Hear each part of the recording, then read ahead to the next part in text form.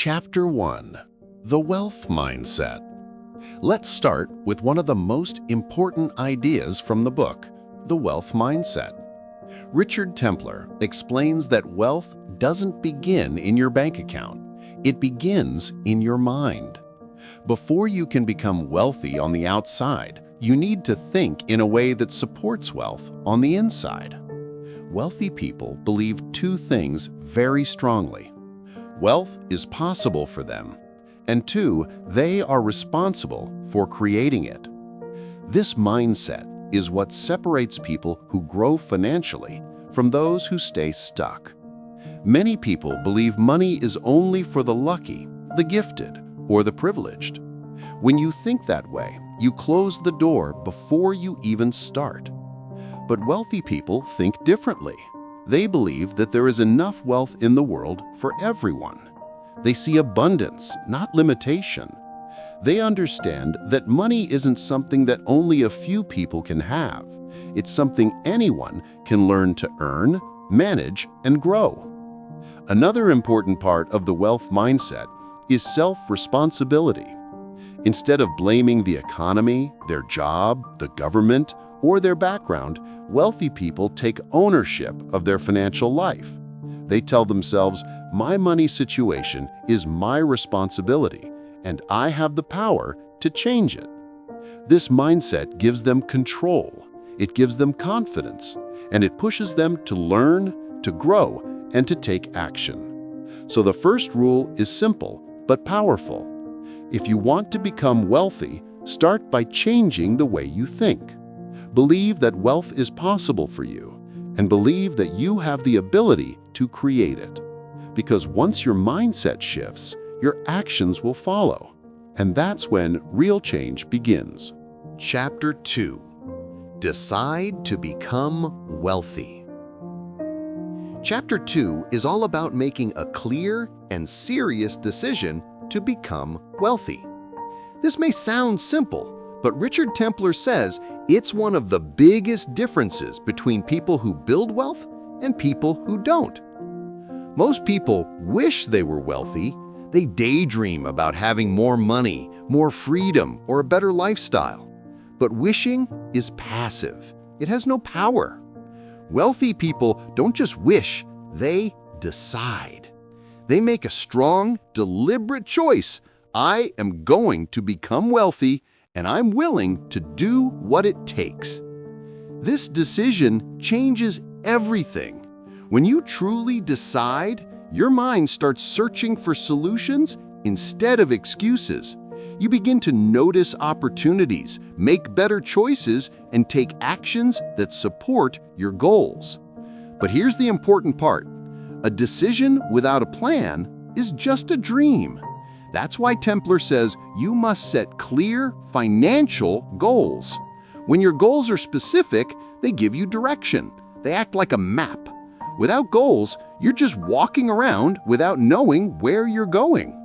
For example, instead of saying, I want more money, set a clear target like, I want to save $5,000 this year. I want to earn an extra $500 a month. I want to invest 10% of my income every month. When your goals are clear, your brain knows exactly what to focus on. And when you decide firmly that wealth is a priority, you start making choices that support that priority, whether it's learning new skills, reducing bad spending habits, or starting a side income. So the second rule is simple. Make a real decision to become wealthy and back that decision with clear goals. Because once you know exactly what you want, the steps to get there become much easier to follow. Chapter 3: Pay Yourself First. Chapter 3 introduces one of the most famous money principles in the world: pay yourself first. Richard Templer explains that this simple habit is one of the biggest reasons wealthy people stay wealthy. Most people do the opposite. They pay everyone else first. They pay the bills, buy food, go out, shop for things they want, and only at the end, if anything is left, they try to save, but usually nothing is left.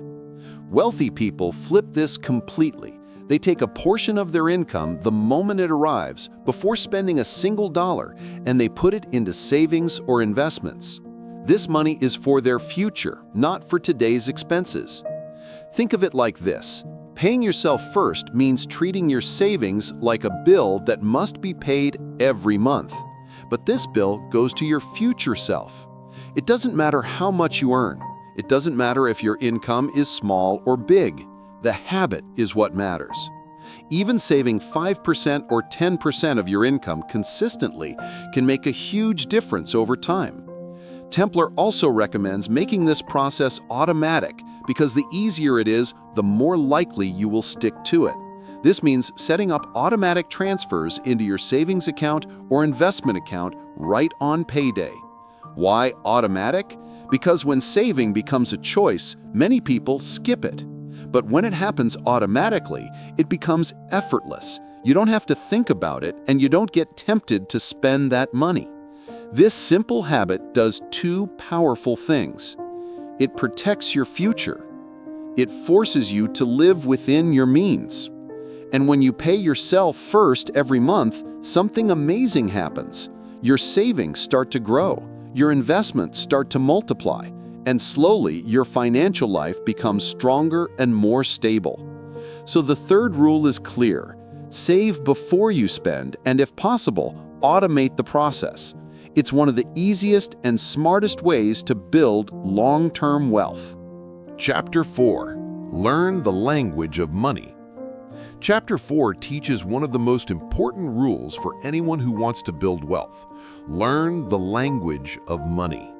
Richard Templer says that money has its own vocabulary, its own patterns, and its own way of working.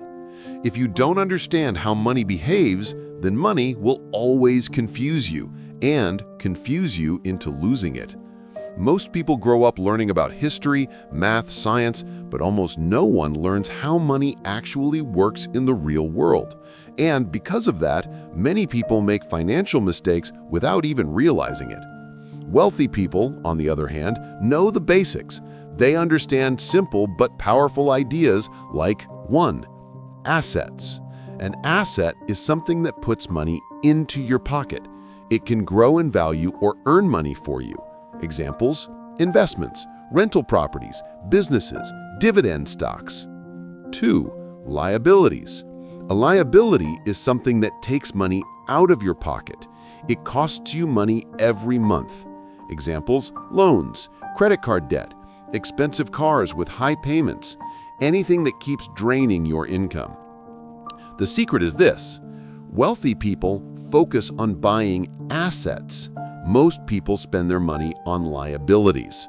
Once you know the difference, you begin to choose smarter. 3. Cash flow. Cash flow means how money moves in and out of your life. Positive cash flow means you have more money coming in than going out. Negative cash flow means you spend more than you earn. Wealthy people always pay attention to cash flow. They track their money. They know how much they earn, how much they spend, and where their money goes. They don't guess, they measure. And here's another key idea from this chapter. Wealthy people are always learning. They read books about money. They listen to financial advice. They ask questions and seek knowledge. They want to understand how money grows, how markets work, and how to manage risk. Because the truth is simple. The more you understand money, the less likely you are to lose it, and the more likely you are to grow it. So the fourth rule is this: learn the language of money. Understand assets, liabilities, and cash flow. Keep educating yourself, and you'll make better financial decisions for the rest of your life. Chapter 5. Control your spending. Chapter 5 focuses on something that almost everyone struggles with: controlling your spending. Richard Templer makes it very clear. Earning more money won't make you wealthy if you keep spending everything you get. A lot of people believe that once they start earning a higher income, their financial problems will disappear. But in reality, something else usually happens, something called lifestyle inflation. Lifestyle inflation means that as your income grows, your spending grows right along with it. You start buying nicer clothes, eating out more often, upgrading your phone, getting a more expensive car, taking bigger vacations, and suddenly, even though you earn more, you still feel broke. This is why many people who make good money still struggle financially. They don't control their spending, they expand it. Wealthy people think differently. They understand that real wealth comes from keeping more of what you earn, not just earning more. They avoid spending money just to impress others. They don't chase every new trend. They measure their spending instead of letting their emotions control it. This brings us to the second part of the rule. Spend intentionally, not emotionally. Most people spend money because they feel bored, stressed, excited, or pressured. Maybe they buy something online to feel good for a few minutes. Maybe they go out for entertainment they can't afford. Maybe they buy things because other people have them. Wealthy people slow down and ask themselves simple questions before spending. Do I really need this? Can I afford it without stress? Will this purchase add value to my life? Is this a want or a need? They spend with purpose, not feelings. This doesn't mean you can't enjoy your money. It simply means you choose wisely. You decide what matters and remove the rest. When you control your spending, two things happen.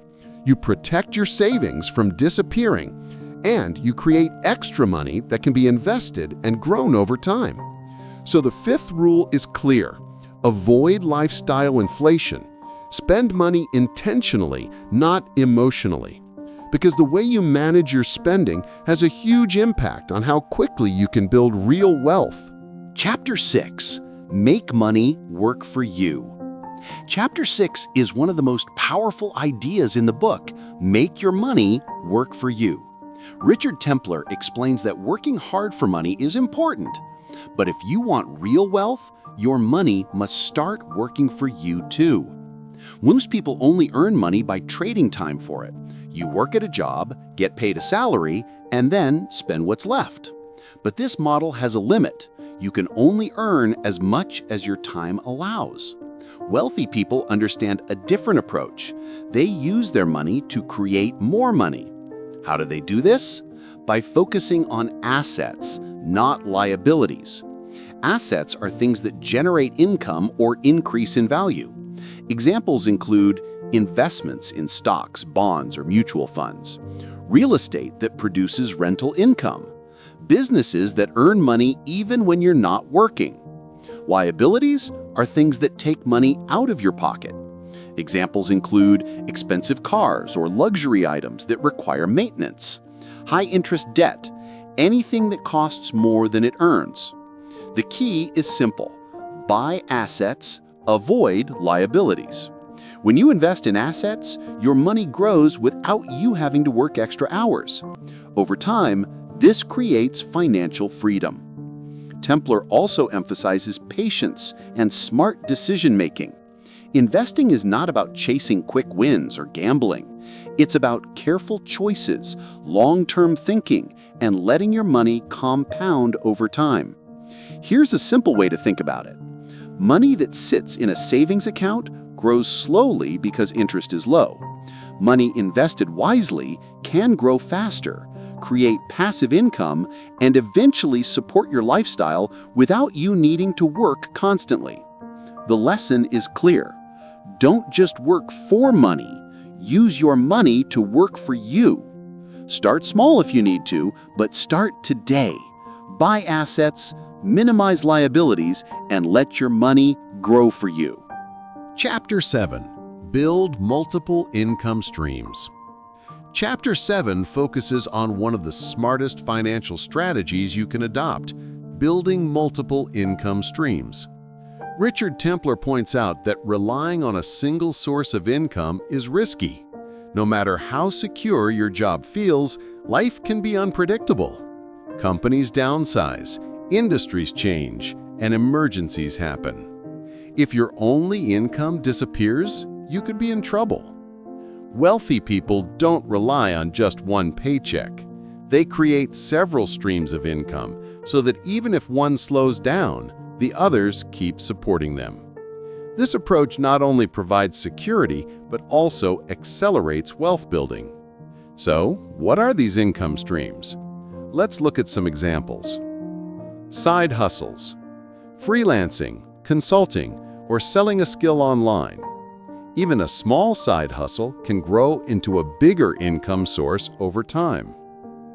Digital businesses. You could create an online course, start a blog, or sell digital products. These can earn money repeatedly without needing your constant presence. Property. Rental properties generate steady passive income. Over time, property can also appreciate in value, giving you additional wealth. Investments. Stocks, bonds, mutual funds, or other assets that pay dividends or interest. This is money working for you while you focus on other things. The important idea is this: don't put all your eggs in one basket. Diversify your income sources. The more streams you build, the safer and faster your path to wealth becomes. Templar also emphasizes mindset. Creating multiple income streams isn't just about money, it's about taking control of your life. You're no longer dependent on one person, one company, or one paycheck. You create opportunities, and you decide your financial future. So, the seventh rule is simple but powerful. Don't rely on a single paycheck. Explore multiple income streams, side hustles, investments, digital businesses, or property. The more streams you create, the stronger and more secure your financial life becomes. Chapter 8 teaches one of the most important lessons about building real wealth.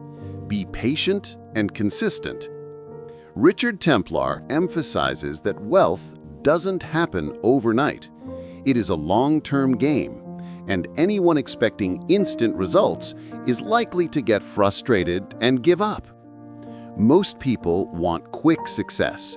They hope to get rich fast, chase shortcuts, or try risky schemes that promise instant wealth.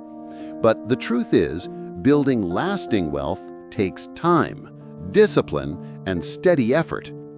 Here's the good news: you don't need to make huge leaps to succeed. Small, consistent habits add up over time.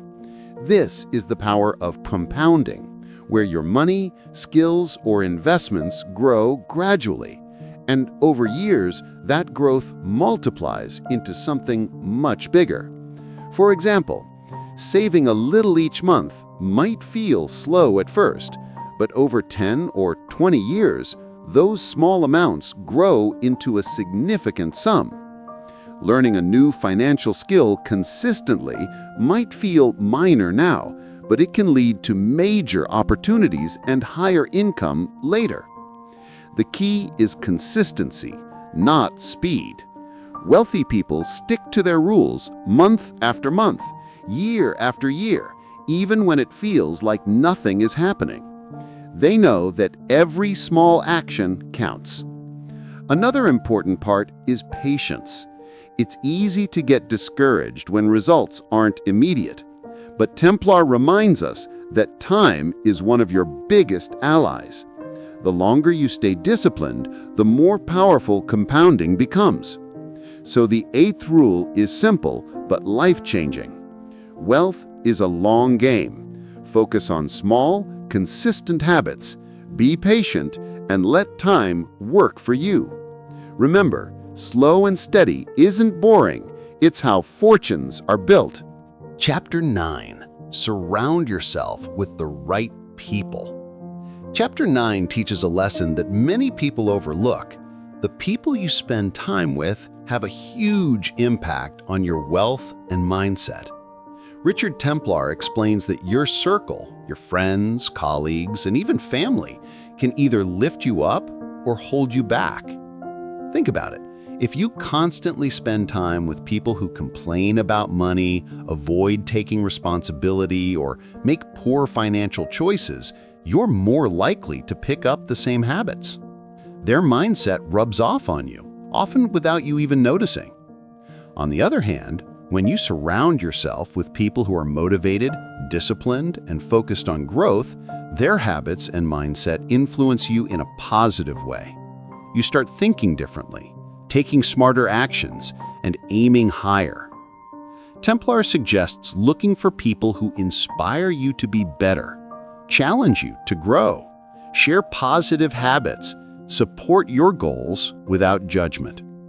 This doesn't mean cutting off everyone you know, but it does mean being intentional about who you spend your time with. Even small shifts, like joining groups with like-minded individuals or following mentors, can make a big difference in your financial life. Your environment shapes your mindset shapes your actions, and your actions shape your wealth. So, the 9th rule is clear. Surround yourself with the right people. Choose friends and mentors who inspire growth, positive habits, and ambition. Because if you want to build wealth, you can't do it alone, and the company you keep will either help or hurt your journey. Chapter 10. Practice generosity and gratitude. Chapter 10 is all about a principle that might surprise you. Wealthy people give, and they do it consistently. Richard Templar explains that building wealth isn't just about accumulating money for yourself. It's also about sharing it wisely with others. This doesn't mean giving away everything you earn. It means practicing generosity in a way that creates positivity, opportunity, and an abundance mindset. Generosity comes in many forms. Money, donating to causes, helping family or friends in need, or investing in projects you believe in. Time, mentoring, teaching, or simply helping others solve problems. Knowledge, sharing what you've learned so others can grow too. When wealthy people give, they don't do it for recognition or praise. They do it because they understand that helping others creates value for everyone, including themselves. Giving builds trust, strengthens relationships, and opens doors to opportunities you might never expect. Closely connected to generosity is gratitude. Wealthy people are thankful for what they have even as they work toward more. Gratitude shifts your focus from scarcity, thinking there's never enough, to abundance, believing that life has plenty to offer. When you cultivate gratitude, it changes your mindset and attracts more opportunities into your life. Templar emphasizes that generosity and gratitude are not just nice habits, they are powerful wealth-building tools. When you give and appreciate what you have, you think bigger, act more boldly, and connect with the right people. So the 10th rule is simple but powerful. Practice generosity and gratitude. Give your money, time, and knowledge, and be thankful for what you have. By doing this, you create an abundance mindset, strengthen relationships, and make your wealth journey more meaningful and sustainable. Now that we've covered all 10 rules from Richard Templar's The Rules of Wealth, let's quickly summarize the most important lessons. Wealth starts with your mindset. Before money grows in your bank account, it grows in your mind. Believe that wealth is possible. Take responsibility for your financial life and focus on thinking like someone who creates abundance. Wealth comes from your behavior. It's not enough to just wish for money. You need to save first, control your spending, invest in assets, and create multiple income streams. Your daily habits, the small choices you make consistently, determine your long-term results. Discipline is more important than speed. Building wealth is a marathon, not a sprint. Patience and consistency are far more powerful than chasing quick wins. Small actions, repeated over months and years, compound into huge results. Rich habits create rich results. Everything from learning about money, choosing the right people to spend time with, and practicing generosity and gratitude adds up. Wealthy people aren't lucky. They have systems, habits, and principles that guide their decisions every day. So if you take one thing away from this video, let it be this. Wealth isn't magic, and it's not only about how much you earn. It's about how you think, how you act, and how consistently you follow good financial habits. Apply these rules step by step, and over time, you'll start to see real change in your financial life. To wrap up, let's quickly recap. These 10 rules from the Rules of Wealth aren't some get-rich-quick tricks or secret hacks. They're timeless, practical principles that anyone can follow.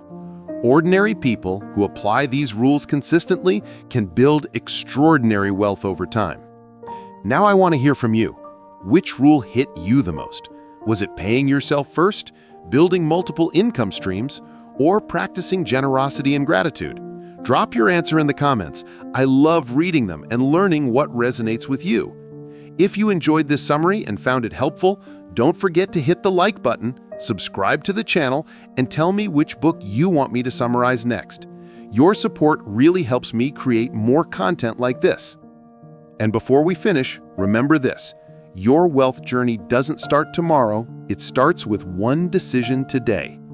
Decide to take control of your money, take small steps consistently, and watch your financial life transform over time. Thanks for watching, and I'll see you in the next video. Before we jump into the rules, welcome to the channel. If you're new here, this is where we break down powerful books, ideas, and success habits in a simple, easy-to-understand way. My goal is to help you learn something useful in every video, something you can take and apply to your own life right away. In today's video, we're going to look at the most important lessons from Richard Templar's book, The Rules of Wealth. This book is full of practical wisdom about how money really works and how ordinary people can build wealth step by step. I'll be sharing each rule in a clear and simple way, so by the end of this video, you'll know exactly what to start doing today to improve your financial life. So let's get started.